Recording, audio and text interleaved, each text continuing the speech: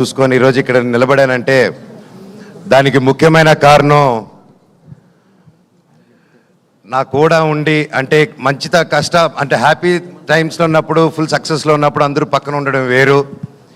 కానీ కష్టాలు ఉన్నప్పుడు ఆర్థిక కష్టంలో ఉన్నప్పుడు లైఫ్లో కష్టాలు ఎదుర్కొన్నప్పుడు ఒక కూడా నిలబడిన నా టీం అండి. First credit goes to my staff, my team, నా ఆఫీస్ మెంబర్స్ కానీ, నా సెక్యూరిటీస్ కానీ, నా డ్రైవింగ్ సిబ్బంది కానీ, నా ఇంట్లో పనిచేసే ప్రతి ఒక్కరు, నా సెక్రటరీ మా company operations manager Phani Kumar garu కానీ, అండ్ పేరున నా సంతోష్, నీకెంతో రుణపడి ఉన్నానురా.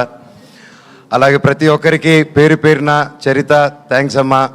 అన్నిట్లో నిలబడి ఒక ఆడదానివైనా ఒక మగవాళ్ళు సిగ్గుపడేలాగా నువ్వు నీతి నిజాయితీ ఏంటో నిలబడి చూపించావు. మీ అందరికీ నేను ఉంటాను life long. Thank you so much. And ఈ మధ్యకాలంలో నా పిల్లలకి ఏదైతే ఇవ్వకూడదు అనుకుంటున్నానో, మా జనరేషన్తోనే చనిపోవాలనుకుంటున్నానో అవి మనం అంతం చేయాలి. ఆ టాపిక్ క్లుప్తంగా చెప్పేస్తాను. ఈ మధ్య నెట్లో చూస్తున్నాను, బాధాకరం విషయం ఏంటంటే అందరూ నలుగురు కులపోలు కలిసి ఒక సినిమా చేస్తున్నారు, అది చేస్తున్నారని ట్రెండ్ సాగిస్తున్నారు. సినిమా ఒక కులంది కాదండి, సినిమా ఒక కులంది కాదు. అది ఎప్పుడు గుర్తుపెట్టుకోండి. సినిమా అనే కళామ తల్లికి తన క్యాస్ట్ చూడదు, కులం చూడదు, గోత్రం చూడదు. మా కులం సినిమా, మా గుడి సినిమా థియేటర్ అండి.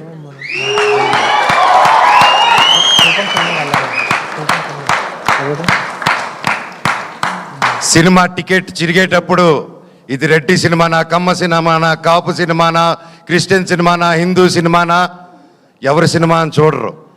సూర్య గారు ఎవరండి, ఎక్కడి నుంచి వచ్చారు, ఆయన క్యాస్ట్ ఏంటి, మన తెలుగు సినిమాలు ఎవరు ఎక్కడి నుంచి వచ్చి టాలెంట్ ఉన్నా నెత్తి మీద పెట్టుకుంటామండి మనం. అంత గొప్ప ఇండస్ట్రీ మంది. మన సందీప్ రెడ్డి వంగ గారు ఎవరండి, మన తెలంగాణ ఆయన. అక్కడ బాంబేలో ఆయన జాటనా కపూరనా ఏమని చూసి ఆయన అక్కడ నెత్తి మీద పెట్టుకున్నారు. టాలెంట్ మన ఇండియన్ సినిమాలో టాలెంట్ లేకపోతే పక్కన పెడతారు. కష్టం, హార్డ్ వర్క్ ఉంటే, టాలెంట్ ఉంటే ప్రొడ్యూసర్లు నెత్తి మీద పెట్టుకుని పైకి తీసుకెళ్తారు. ఏమండి, అది నెట్లో అది రాసి పోస్టులు చేసిన వాళ్ళకి ఒకటి అడుగుతాను, మీ ఫ్రెండ్స్కి కానీ ఎవరికైనా ఫోన్ చేసి ఒక 10,000 20,000 అడగండి. ఈ రోజుల్లో అది ఎంత కష్టమో, ఎంత ఆలోచించిస్తారో అని. కానీ ఇవి కులం చూడకుండా, మతం చూడకుండా, బ్యాక్గ్రౌండ్ చూడకుండా, వీడు ఎవడని తెలియకపోయినా ఒక టాలెంట్ చూసి, కష్టం చూసి, డబ్బు వస్తుందా రాదా అన్న సంగతి తర్వాత ముందు నమ్మి ఒక ఆర్టిస్ట్ మీద డబ్బేసి పెట్టడమే మన హీరోస్, మన ప్రొడ్యూసర్స్. అలాగే వాళ్ళు దేది చూడరండి. ఈ సినిమాలో భైరవం కూడా అంతే.